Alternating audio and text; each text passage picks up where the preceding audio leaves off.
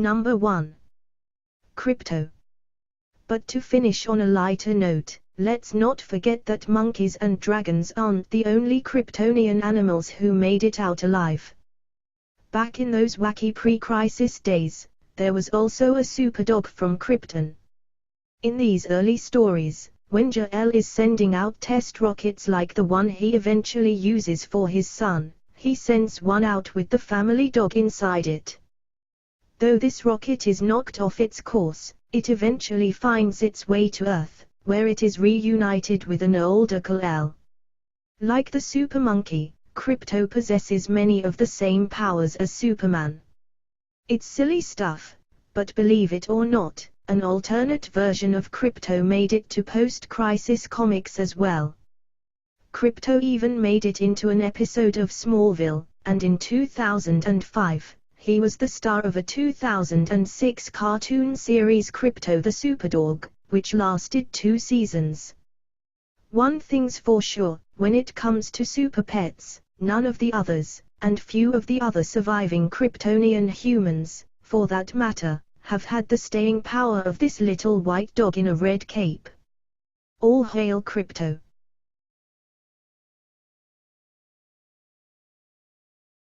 Number 2. Doomsday. Doomsday is a character most famous for being the villain who finally killed Superman, but he's also a character with very deep Kryptonian roots. Though the cinematic version of Doomsday was Kryptonian in nature, the comic book Doomsday's story goes all the way back to Krypton's earliest days. In one take on the character in the comics, Doomsday is actually a prehistoric creature from ancient Krypton, long before Kryptonian culture as we know it came to exist. In these ancient times, Krypton's surface was harsh, toxic, and almost impossible for humanoids to survive upon. To overcome this, a scientist named Bertro created a humanoid baby in his lab, and then put it out into the environment. Though the infant immediately died, the scientist then collected the infant's remains, cloned the infant, and put it out to die again. This was done over and over again, as every new clone of the baby became stronger than the last, each one collecting the pained memories of the previous clone, until finally, a creature was created that could survive anything that was put against it, a creature that would one day, many centuries later, come to Earth and slay its greatest hero.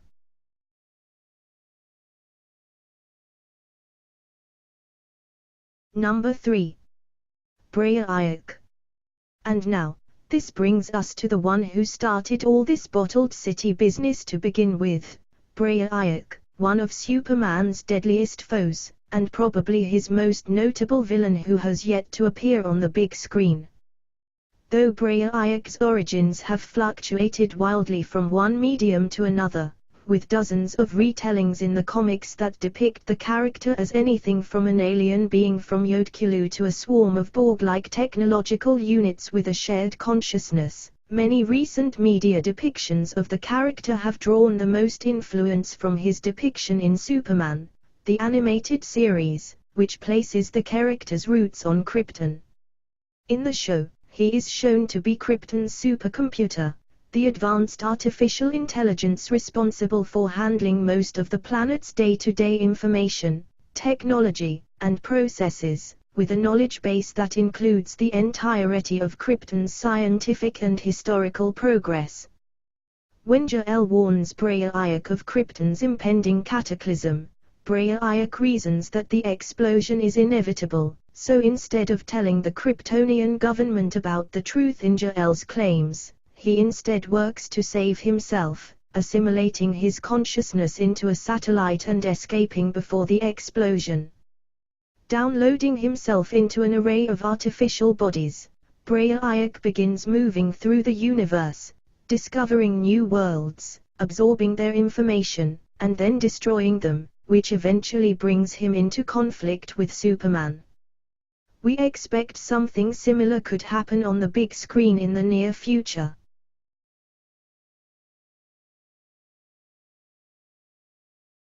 Number 4. The bottled population of Kador. While most of the above survivors got out of their world's destruction through Phantom Zone imprisonment and last-minute rocket rides, most of the last survivors of Krypton actually made it out for another reason: they got trapped in a bottle. One of the major pre-crisis storylines that has since been reincorporated into modern continuities. The city of Kador is Krypton's capital until Brainiac comes along and shrinks it, storing it in a bottle, along with numerous other cities around the universe that he has also shrunken and collected. In post-crisis continuities, Kador is not literally shrunken, but instead stored in extra-dimensional space. But whether the city of Kador is in a bottle or not, the gist is the same. Due to Brainiac, its population survives Krypton's explosion, and is held hostage aboard Brainiac's ship until Superman rescues it. Upon bringing Kador to the North Pole, the city expands and all of its inhabitants are released, resulting in 100,000 new beings living on Earth, all of them empowered by Earth's yellow sun. When a Kryptonian resentment brews on Earth, the leaders of Kador migrate their population onto an entirely new world, which they name New Krypton. In other, possibly more bizarre, iterations, the bottled city has been stored away in his shrunken form in Superman's Fortress of Solitude.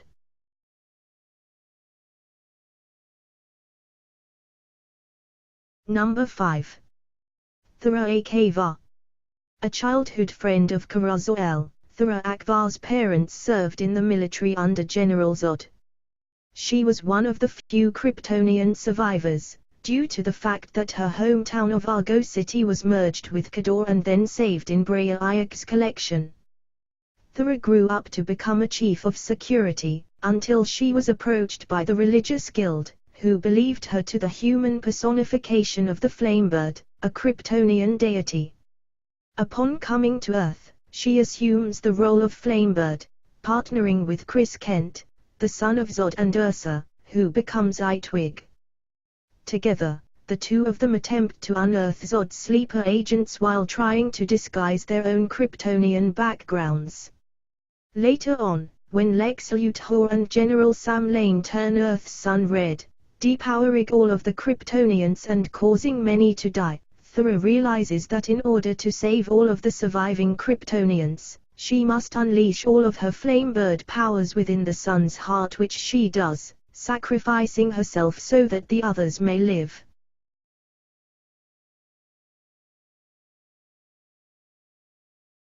Number 6.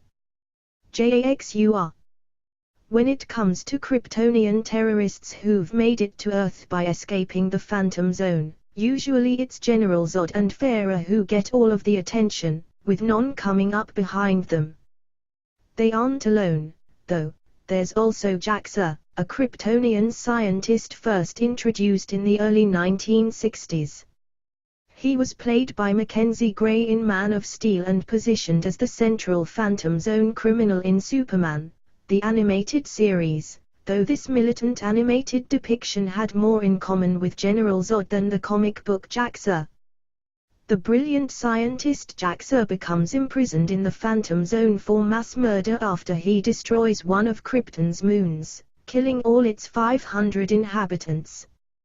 He is later freed from the Phantom Zone by Zod, for whom he becomes a sleeper agent on Earth, assuming the Earthling identity of Dr. Fillings, a xenobiologist for STR Labs.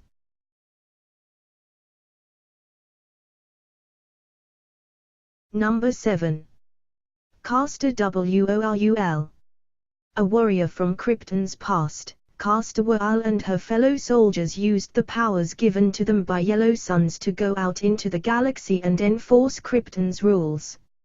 However, when the Military Council is replaced by the Science Council, and Krypton's Yellow Sun-powered soldiers are forcibly retired, many of them go on to become space pirates across the universe. As a result, Castor is not on Krypton when the planet explodes, and hears of the tragedy from afar. Nonetheless, she loses her husband and many of her friends and allies to Kryptonian enemies. To protect herself, Castor flies to Earth and quietly settles down under the assumed name of Kristen Wells, figuring that if any of her Kryptonian enemies try to find her, they will be distracted by Superman long enough for her to escape. However, after seeing Superman's bravery in fighting back enemy forces, Castor is inspired to follow his lead and protect the Earth.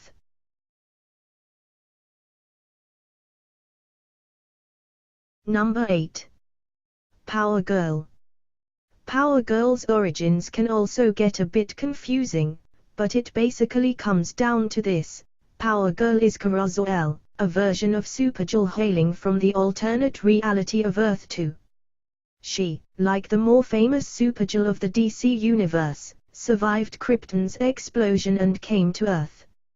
Unlike Kal-El and the Kara that becomes Supergirl, Kara-Zor-El's rocket does not hold her in complete stasis, and instead raises her to the age of 18 in a virtual reality environment, resulting in her experiencing a great deal of confusion when she arrives on Earth and attempts to have her first genuine relationships with other living beings.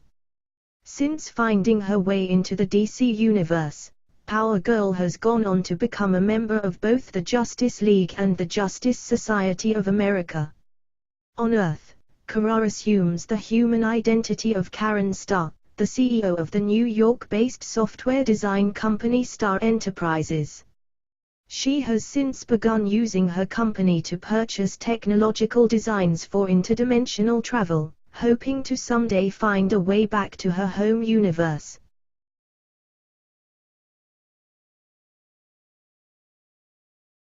Number 9. Mon-El. While Mon-El is not technically from Krypton, he's certainly Kryptonian in the same way that Americans with Irish descendants call themselves Irish. Mon-El, whose real name is Lar-Gad, hails from Daxam, a planet populated by the descendants of Kryptonians. Upon their first meeting, Superman initially believed that Lar was his older brother from Krypton, until he proved weak in the presence of kryptonite. However, Lar instead is severely injured by the presence of lead, forcing him to be put into the Phantom Zone in order to stagnate the progression of his lead poisoning. Mon-El goes on to become an important inspiration to, and later a team member of, the Legion of Superheroes. Though his backstory has been changed up numerous times, his origins as a Daxamite have remained. Be sure to keep an eye out for this guy in Season 2 of Supergirl.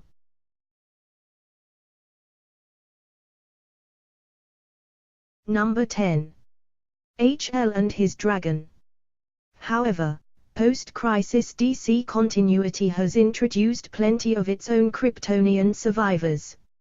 Among these is HL, who, like Zod in Man of Steel, desires to reignite the lost flames of Krypton, and lays down the red carpet for his arrival with the appearance of what looks like a dragon, but is actually a Kryptonian animal called a tripedal Kuroseum.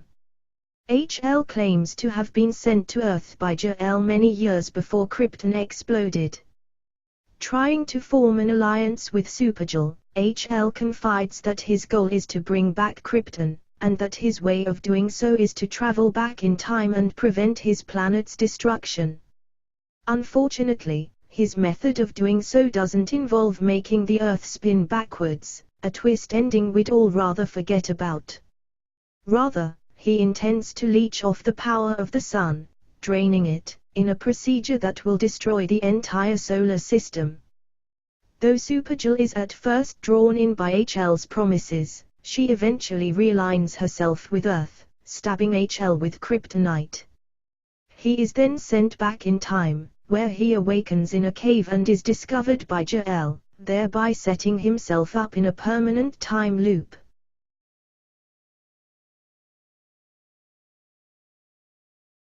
Number 11. The Kryptonian Apes. Pre-crisis DC had a lot of weird, wacky stories, back before John Byrne brought the Superman universe back down to Earth in his Man of Steel reboot. But one of the weirdest and wackiest aspects of the good old days was the inclusion of non-human Kryptonian survivors who had more than a little in common with some of Earth's other primates.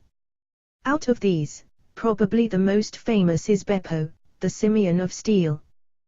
One of Jor-El's test monkeys, Beppo evidently escapes Krypton's destruction and makes it to Earth with Kal-El, where he too is empowered by Earth's yellow sun. He shared Sup's powers, including flight, super strength, enhanced senses, invulnerability, heat vision, and so on. Beppo lives in the jungle for a while, no doubt never being threatened by Earth's non-superpowered monkey population, until he manages to one day make his way over to Smallville and hang out with the then-teenage Clark Kent. Not surprisingly, Beppo has since been wiped from DC continuity. But Beppo wasn't alone. There's also the Gorilla of Steel, King Krypton, a giant supergorilla who Superman hypothesizes must have been created by Kryptonian science experiments, cue eerie music, and then rocketed away only to land on Earth decades later. After being exposed to kryptonite, it is revealed that King Krypton is actually just a Kryptonian scientist. Accidentally transformed into a gorilla, he'd hoped that going into space would cure him of his wild condition. Needless to say, don't expect to see either of these storylines in a Man of Steel sequel.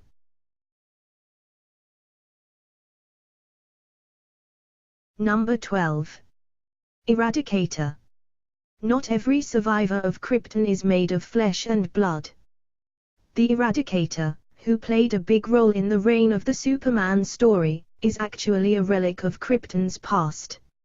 Sent out thousands of years ago by a different alien planet on the brink of extinction, the technology that would one day be called the Eradicator was actually created to preserve the dying alien race's culture by interacting with other worlds. One of these vessels is sent to Krypton, where it is tampered with by the Kryptonian Kal-El. This corruption changes the Ari's goal into being the preservation of Kryptonian culture, even if it means eliminating all other cultures, and even when it means protecting the Kryptonians from themselves. Superman eventually discovers the Eradicator in space, and brings the Ari back to Earth. Wanting to preserve Superman's Kryptonian heritage, the Eradicator tampers with his psychology to distance him from his earthbound roots, leading to Superman rebelling and throwing the Eradicator into the sun. After Superman's death at the hands of Doomsday, the Eradicator's energy reforms into an organic clone of Superman's body, believing itself to be the real Superman, back from the dead. The Eradicator comes into conflict with a slew of other would-be Superman replacements, until the real Man of Steel returns. Later on, the Eradicator is revealed to still be conscious within the computers of Kal-El's Fortress of Solitude.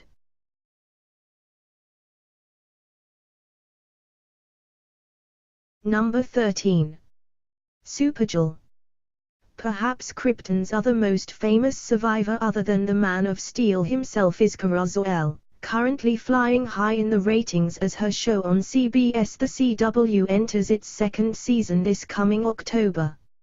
Over the years, Supergirl has had many depictions, with the post-crisis Supergirl having no connection to Krypton at all, instead being rewritten as a man-made life form named Matrix. Traditionally, however, Kara has been depicted as Superman's cousin, and the last survivor of Krypton's Argo City.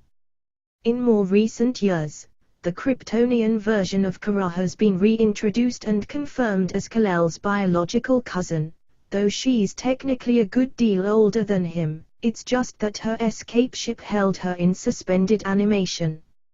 Now, she is physically and emotionally only 16 years old, and attends high school in National City, where she lives with her adoptive parents Jeremiah and Eliza Davers.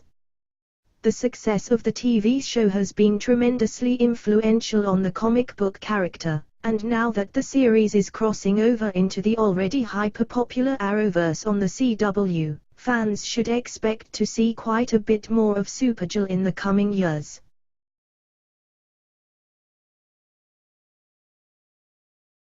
Number 14. Non. Non was originally introduced as the third part of Zod's villainous trio in Superman, the movie, wherein Jor-El refers to him as a mindless aberration, whose only means of expression are wanton violence and destruction.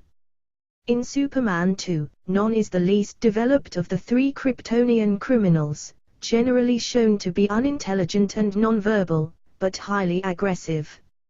It wasn't until 2006, when Superman, the movie director Richard Donner began writing Action Comics with Geoff Johns, that Non was given a full backstory. It is revealed that, surprisingly, Non was actually a highly intelligent friend of Jor-El, and that it was both he and Superman's father who discovered Krypton's impending doom. When Non responds to the Kryptonian Council's inaction by starting a rebellion, he is lobotomized, thus turning him into the Non that we know today. Though not the man he was before, some degree of tenderness still exists within Non, and he goes on to eventually become a friend to Superman.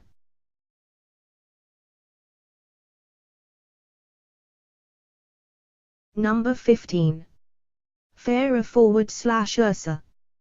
Throughout all of DC's timelines, she's been identified by many names, Farah, Zara, and in both the Donner movies and recent comics, Ursa, but no matter what name she wears, Zod's right-hand woman has always been by his side.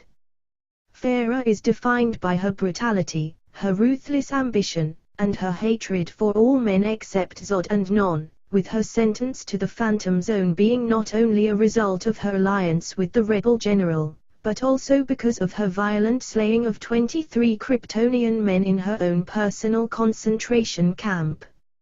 It is eventually revealed that Zod and Farah/Ursa are not just partners but also lovers, and she goes on to mother a child that they name Lor-Zod. However, because of his conception in the Phantom Zone, Lor-Zod exhibits weaker powers than his parents and ages in uncontrollable spurts.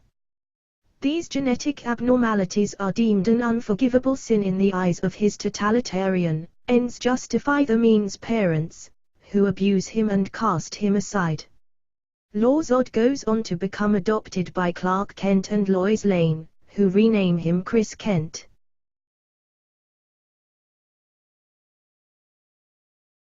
Number 16. General Zod.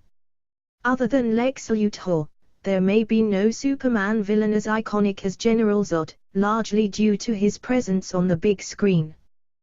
Terrence Stamp's cool, calculated depiction of Zod in Superman, the movie and Superman 2 is still heralded as one of the definitive cinematic villains of all time, and Michael Shannon's more emotionally volatile version of Zod in Man of Steel helped to firmly cement the character in the public consciousness. Zod's story has been readapted almost as many times as Superman's, but a few key basics have always remained. On Krypton, Zod is the celebrated leader of Krypton's military, until he instigates a rebellion against the planet's corrupt government.